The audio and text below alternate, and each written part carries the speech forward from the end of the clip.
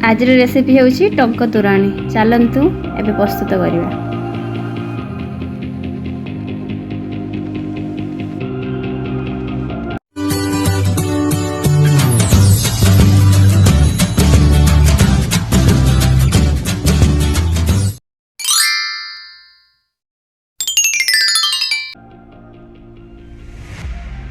आमे आज बनाऊछु टंक तोरानी, जहाँकि आपण मैंने पुरी रे खाइथिबे एवं खरा दिने बहुत फेमस। खरा दिने आपण मैंने जानिचंती पार्टी को टिके खटालिया चटपटा जिनस हेले खाइबा को भल लगे, सेइथि पई आमे आपण मानक पई एई रेसिपीटी आनिछु।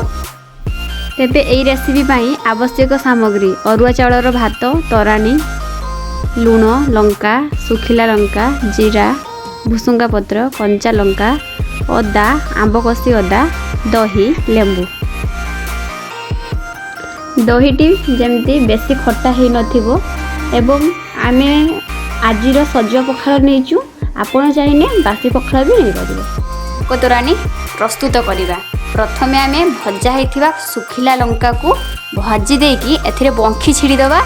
तापरे आमे याको भल भाबरे छेंची दबा।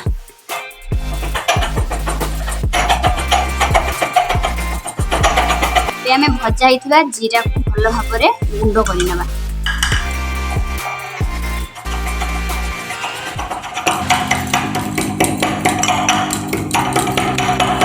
एबे हमरो जीरा गुंड प्रस्तुत। एबे आबे आंब कषि अदा को छेंचीबा।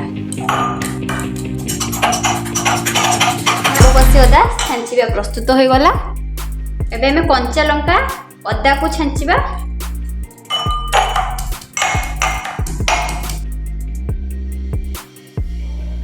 एबे हमें सब जिनिस रेडी कर देइछु।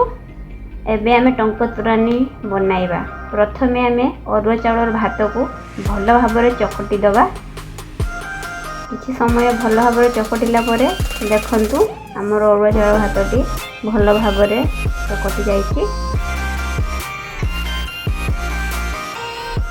एबे हमें भातर तोरानी को रखिथिले, सेई तोरानी रे एबे हमें अरुआ चाउळर भात चकटा को भल भाबरे मिसेइबा।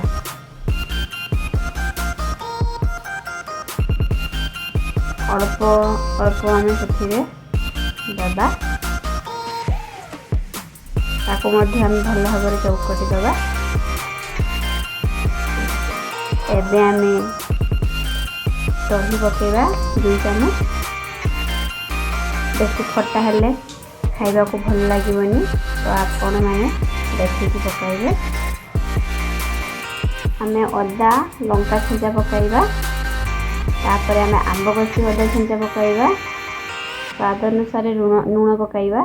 आपण मने रखंतु लूण ठीक न हेले स्वाद भल आसीबनी। लंका गुंड पकाइबा। आपण जतिक मात्रा रे लंका खांती सेतिक मात्रा रे पकाइबा, कारण आमे आगरु लंका छेंचा पकाइछु।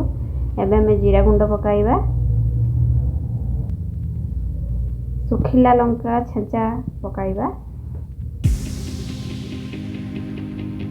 लेंबू पत्र पकाइबा। भुसुंगा पत्र पकाइबा। भुसुंगा पत्र लेंबू पत्र पकाइले हमर स्वादटी बा बासटी भल आसीबो एवं चटपटा लागिबो। एबे आमे भल भाबरे गुळेई दबा। एबे आमे लेंबू चिपुड़ी दबा। कच्ची कच्ची लेंबू चिपुड़ीबेनी, पिता हो जिवो। एबे आमे किछि कटा जाइथिबा लेंबू पकाइबा। कंचा लंका पकाइबा सुंदर देखा जिबा पई। एबे हमर टंक तोरानी प्रस्तुत। एबे आमे गोटे छोट बाटी को काढी सर्व करबा।